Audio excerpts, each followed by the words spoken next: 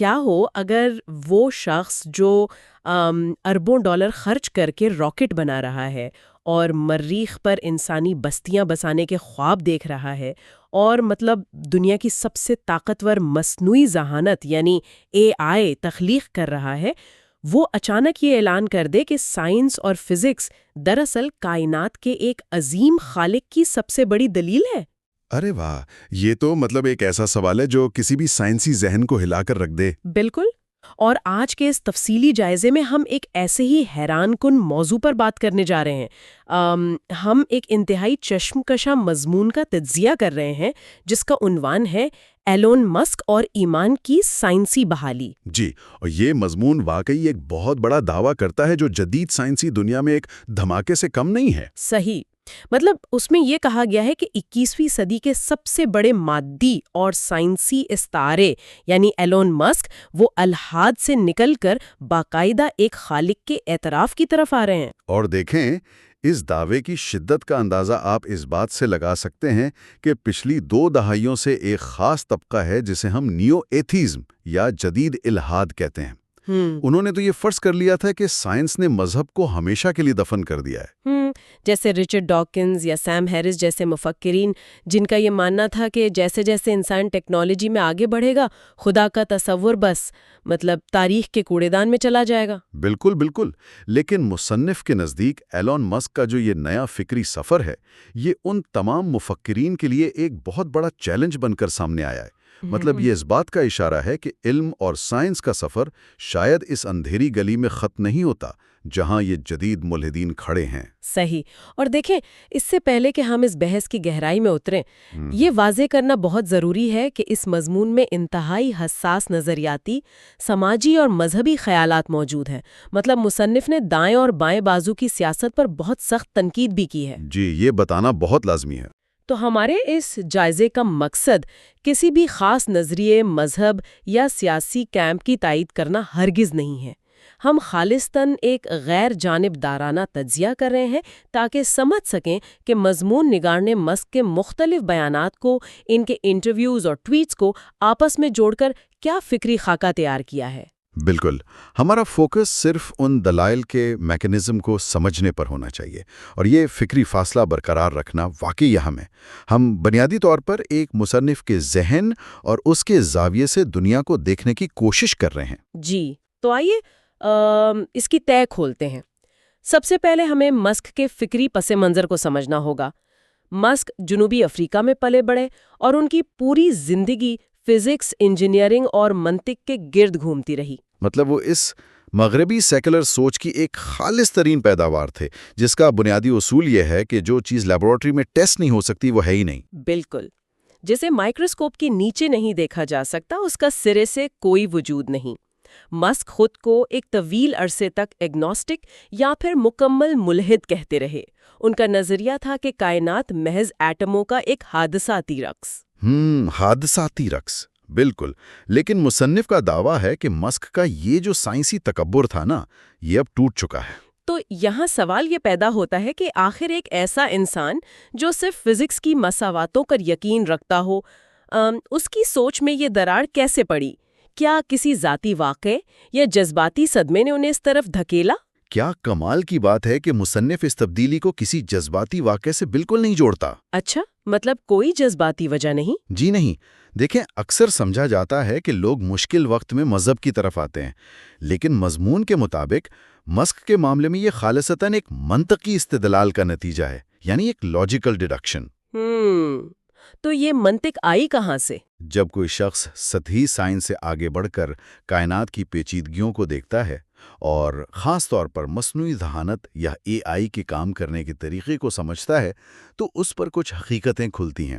جب مسک نے کوڈنگ اور اے آئی کے پیچیدہ ماڈلز پر کام کیا تو انہیں یہ ادراک ہوا کہ کوئی بھی پیچیدہ نظام خود بخود وجود میں نہیں آ سکتا۔ یعنی بے ترتیبی سے ترتیب کبھی جنم نہیں لیتی۔ بالکل، نتھنگ کمز فرام نتھنگ، مطلب عدم سے وجود نہیں آ سکتا۔ صحیح، یعنی اگر ایک کمپیوٹر پروگرام کے پیچھے ایک ذہین پروگرامر کا ہونا لازمی ہے، تو ڈی این اے کے اربوں حروف پر مشتمل کوڈ کے پیچھے کسی ذہانت کا نہ ہونا یہ تو منطقی طور پر ناممکن معلوم ہوتا ہے۔ بالکل درست۔ اور مصنف نے مسک کے اس بیان کا خاص طور پر حوالہ دیا ہے جو انہوں نے کیٹی ملر کے پوڈ کاسٹ میں دیا تھا۔ جی جی، وہ بہت مشہور بیان ہے۔ مزد نے وہاں واضح الفاظ میں کہا کہ میں یقین رکھتا ہوں کہ یہ کائنات کسی چیز سے وجود میں آئی ہے، خدا خالق ہے۔ اب اگر ہم اسے بڑی تصویر کے ساتھ جوڑیں تو مصنف اس بیان کو انسانی تاریخ کے قدیم ترین فلسفیانہ تصورات سے ملاتا ہے، جیسے ارسطو کا پرائم موور کا نظریہ۔ اچھا، ذرا اس پرائم موور کے تصور کو مزید آسان الفاظ میں سمجھتے ہیں۔ یہ کام کیسے کرتا ہے؟ دیکھیں، فرض کریں کہ لکڑی کے ہزارہ ٹکڑے جنہیں ہم ڈومینو کہتے ہیں وہ ایک لمبی قطار میں کھڑے ہیں۔ آخری ٹکڑا گرتا ہے کیونکہ اس سے پچھلا ٹکڑا اس پر گرا تھا۔ ایک چین ریاکشن۔ بالکل، اور وہ اس لیے گرا کیونکہ اس سے پچھلا گرا تھا۔ لیکن عقل یہ ماننے سے انکار کرتی ہے کہ یہ سلسلہ لامحدود حد تک پیچھے جا سکتا ہے۔ مطلب کسی نہ کسی کو تو اس قطار سے باہر کھڑے ہو کر اس پہلے ٹکڑے کو انگلی سے گرانا پڑتا ہے نا۔ صحیح، تاکہ حرکت کا آغاز ہو۔ جی، تو ارسطو کے نزدیک وہ پہلی انگلی جو خود حرکت میں نہیں آئی لیکن جس نے سب کو حرکت دی، وہ پرائم موور یا پہلا محرک ہے، اور اسلام میں اسے واجب الوجود کہا جاتا ہے۔ واجب الوجود یعنی وہ ہستی جس کا اپنا وجود کسی اور کا محتاج نہیں، لیکن باقی ہر چیز اپنے وجود کے لیے اس کی محتاج ہے۔ یہ تو واقعی ایک زبردست دلیل ہے۔ اور یہی وہ نقطہ ہے جو مسک کی سوچ کو بدل رہا ہے۔ کیونکہ جدید فزکس اور بگ بینگ کی تھیوری ہمیں بہت تفصیل سے بتاتی ہے کہ کائنات کب شروع ہوئی، 13.8 ارب سال پہلے کیا ہوا، کیسے ستارے بنے، لیکن یہ ساری سائنس اس سوال پر آ کر خاموش ہو جاتی ہے کہ پہلا ڈومینو کس نے گرایا، بگ بینگ کو کس نے ٹریگر کیا۔ بالکل، یہی وہ خلا ہے جس کی طرف مصنف اشارہ کر رہا ہے۔ سائنس کیسے اور کب کا تو بہترین جواب دیتی ہے، لیکن کیوں اور کس نے کے سوال پر اس کے پاس کوئی جواب نہیں۔ مصنف کی دلیل یہ ہے کہ مسک جیسا منطقی ذہن جب کائنات کی فائن ٹیوننگ کو دیکھتا ہے تو وہ حیران رہ جاتا ہے۔ فائن ٹیوننگ یعنی کائنات کا وہ باریک توازن؟ جی بالکل، کائنات کے طبعی قوانین اس قدر نپے تلے ہیں کہ اگر کشش ثقل محض ایک بال برابر بھی کم یا زیادہ ہوتی تو یا تو کائنات سکڑ کر تباہ ہو جاتی یا اتنی تیزی سے پھیلتی کہ ستارے اور سیارے کبھی بن ہی نہ پاتے۔ اتنی کامل ترتیب کسی اندھے حادثے کا نتیجہ نہیں ہو سکتی۔ واہ، لیکن ذرا رکیے، اس ساری کائناتی اور فزکس کی بحث کا انسانی معاشرے سے کیا تعلق ہے؟ کیونکہ یہاں بات واقعی بہت دلچسپ ہو جاتی ہے۔ اگر ہم پچھلے کچھ عرصے پر نظر ڈالیں تو مسک صرف خلا اور راکٹوں کی بات نہیں کر رہے۔ جی، وہ سماجی اور ثقافتی معاملات پر بھی کافی کھل کر بول رہے ہیں۔ بالکل۔ 25 اگست کو انہوں نے ایکس پر ایک پوسٹ کی تھی جس میں لکھا تھا کہ ووک کلچر ایک مذہب ہے جو مسیحیت کے چھوڑے ہوئے خلا کو پر کر رہا ہے۔ اور اس سے پہلے جولائی 2024 میں جارڈن پیٹرسن کے ساتھ انٹرویو میں انہوں نے خود کو ایک کلچرل کرسچن بھی قرار دیا۔ تو اگر فزکس کے قوانین کسی خالق کی طرف اشارہ کر رہے ہیں تو مائل صاحب، مصنف اس کا تعلق ان سماجی رویوں سے کیسے جوڑ رہا ہے؟ دیکھیں، یہ اس مضمون کا ایک انتہائی اہم اور گہرا حصہ ہے۔ مصنف کیا کرتا ہے کہ کائنات کے مادی قوانین سے نکل کر انسانی معاشرے کے نفسیاتی قوانین کی طرف آ جاتا ہے۔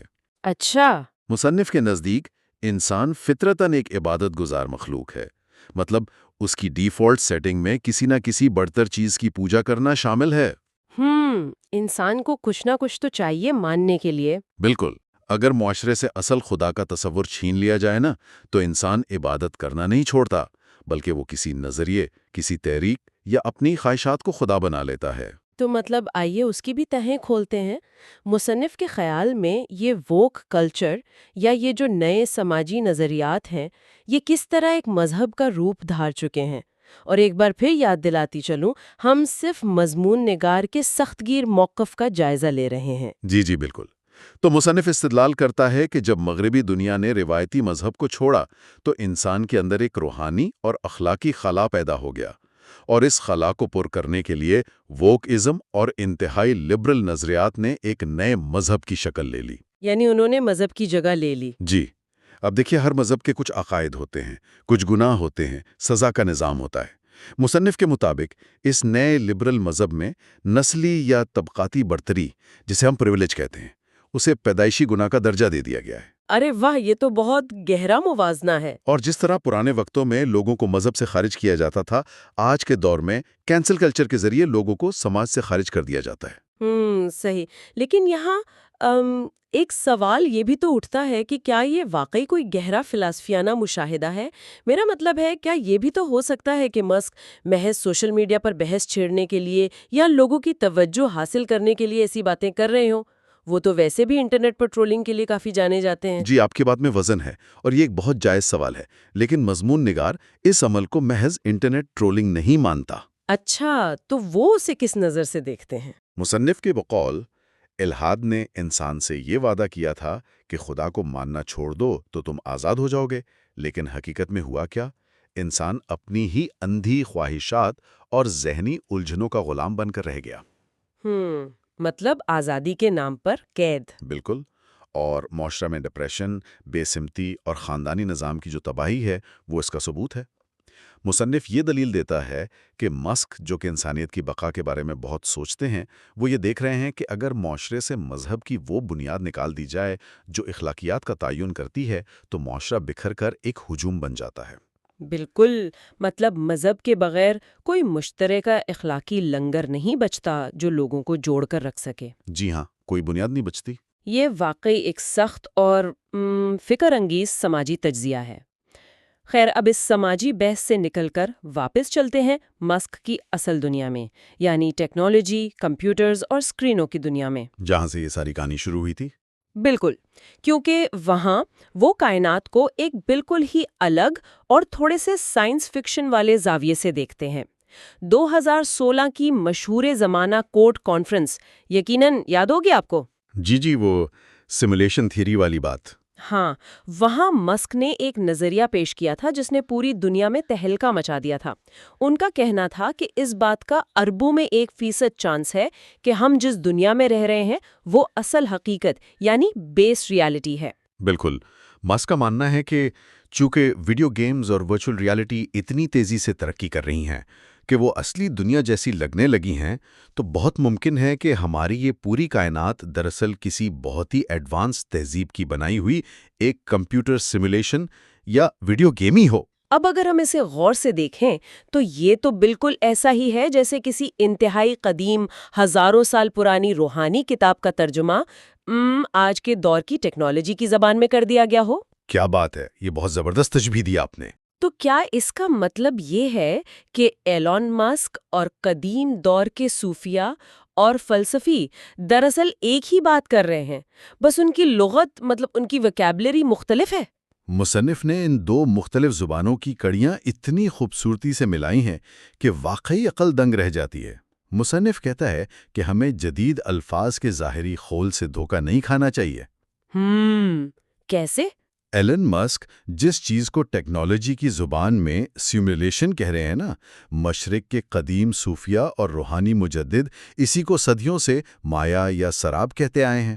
ارے واہ، مایا اور سیمولیشن ایک ہی چیز؟ جی، یعنی ایک ایسی دنیا جو بظاہر بہت ٹھوس اور حقیقی نظر آتی ہے، لیکن در حقیقت وہ ایک عارضی کھیل اور فریب نظر ہے۔ صحیح، اور وہ ہستی جسے مسک اس سیمولیشن کو چلانے والا پروگرامر کہہ رہے ہیں، اسے مذہب میں کیا کہا جاتا ہے؟